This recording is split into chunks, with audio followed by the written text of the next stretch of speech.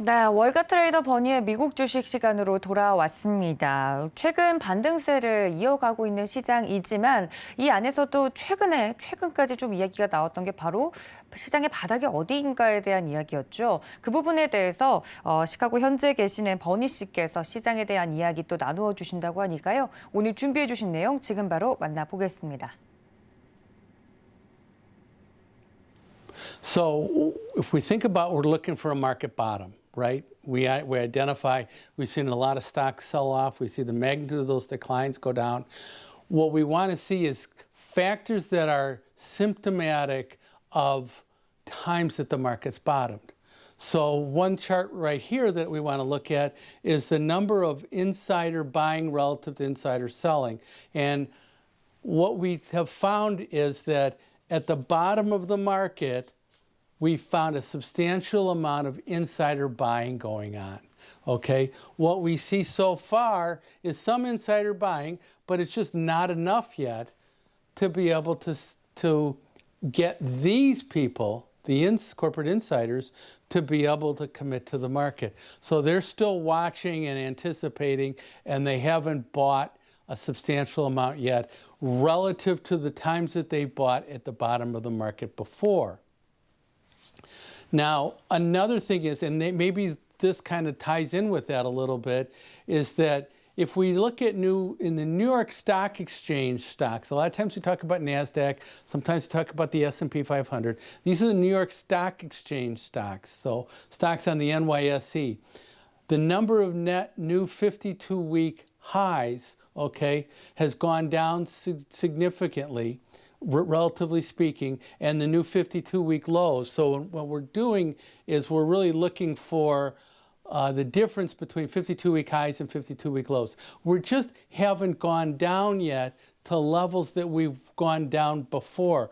We're getting close, and you can see that we can jump down almost instantaneously on this chart, and to be able to identify that that's a capitulation, and those are good times to be able to then start to take on stock. Now, so many times I've talked about that the pessimism is really high, but when we look at portfolio positioning, it's not reflective of the same pessimism. So what's going on? Everybody clearly is worried about the market, but they're trying to hold on and to be able to last through this decline and then be able to hold their portfolios and hope it goes higher. Or they've gone to a sector rotation where they're selling out technology stocks, communication stocks, consumer discretionary stocks, and they're buying consumer staples, they're buying utilities, they're buying energy. Well, that's not symptomatic of times that the market's bottomed. We need positioning to be able to have sold off that matches their portfolio positionings. Now, finally, we're starting to see a lot of people now are taking less risk than they had before. This is a Bank of America Global Fund Manager survey. So that's great. So we're getting down here. So we have people that are taking much less risk now, which is important. But this is what I've talked about. We need to be able to identify exposure relative to sentiment. And in sentiment, in this case, we're using the University of Michigan Consumer Sentiment Index. We haven't gotten these things to identify at times where the market's gone down and made a new low, and the positioning was low. The positioning needs to be low here. The positioning's still not low enough, and that's confusing to me. I think that we're at periods where we're getting attractive prices. Clearly, we've had a lot of stocks sell off 50, some stocks sell off 75, some stocks sell off 90%. But I don't see it reflected yet in the positioning of institutional portfolios. And then if we look at another thing going on, if we look at the margin debt, okay, when the stock market's going up and people are taking on a lot of margin to be able to buy stocks on margin, that's been indicative of markets that have kind of gotten to an overbought level. And then when they've gone down here and reduced all their margin, we've gotten to periods where we've gotten to be able to effectively purchase because not only are they not invested, but the people that were invested are not buying in on margin. So we need to see this a little bit lower than it is currently. And then here's another one. So if we want to take a look at, so we've looked at individual investors, we've looked at institutional investors. Now let's look at large speculators in the S&P futures market. Okay, so if we look at the number of non-commercials, not the people that are buying the stocks and selling the futures in baskets, and selling the stocks and buying the futures in baskets, but just look at the large speculators, we can see that over time, they're buying and they're right. Over time, they're selling because the market's going down and they're not as right. This is not a valid comparison for when they're long that you need to sell off. But when they get short, that's a really good experience. We got a little bit of short at the end of January, and we had a rally that came off that. But lately, we have not seen them short. We need to, I think, to be able to identify a good market, we need to see the large speculators be net short the S&P 500 futures contract. We don't have that yet.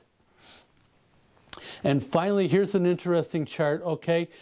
So a lot of times I talk about whether you're uninvested in the market, and that's a great time because the next trade you're going to do is a buy trade.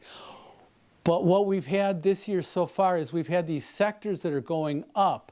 The energy sector that's up, the utility sector that's up, the consumer staples that are up, and then technology's down, communications is down, and consumer discretionary is down.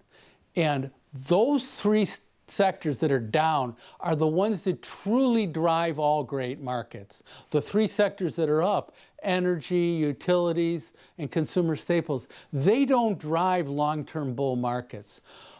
So either we have everybody out of the market and their next ticket is a buy, or we have people that are trying to hide in the market and they keep their positions, but they're out of technology, they're out of communications, they're out of consumer discretionary, and they're into more defensive areas.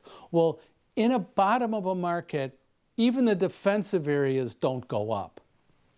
So we need to have that happen. And now if we look at what's happened lately, energy sector stocks are starting to roll back down. Banking sector stocks are starting to roll back down. We had Target release earnings this week, and that stock got really hit. Walmart went down because Target went down. So anticipating that that same thing's going to happen. Those are consumer staples. Walmart just made a new high in late April, and now they're all of a sudden down 25% off their high. Well, that's what happens at the bottom of a market, that you can't hide in all these things. So this chart right here says that if you take the lower number of new lows or new highs and divide it by the total number of basically New York Stock Exchange, NASDAQ, and Amex stocks that there are, if the number of new highs is really low, okay, that ratio is going to go down here. We're going to take the lesser of. So in a declining market, the number of new highs is going to be really, really low. In a bear market, or in a bull market, the number of new lows is going to be really, really low. So basically what we're saying is the market's in sync, okay? If the market's in sync, that means that it's understandable what's going on. In a bull market, we're seeing a lot of new highs and not new lows, and the market's going higher, so there's a lot of buying going on. In a bear market, we're seeing a lot of new lows, so no new highs, and a bear market's going on, so that's great. So when we look at these ratios, when everything's in gear, that's actually a positive sign. So at the bottom of the market, all the sectors are flushed, and at the top, and as the market's rallying, all the sectors are trying to do well. Well, it's very difficult to say that we've got bottoms when sectors are performing. I want to say misperforming, but some sectors are going up and some sectors are going down. The average return when we're down here in gear is 19% annualized for the S&P. The average return when we're up here is negative. Okay, and then between the middle, which is still a good place, is about 12% return. So we need to get this ratio lower. And the way we'll get that ratio lower is by taking the energy sector down, taking the banking sector down, taking the consumer staple sector down. Walmart and Target are finally indicative signs that we've done some of that. We're seeing that go on now in the bank stocks. We're seeing that go on in the energy stocks.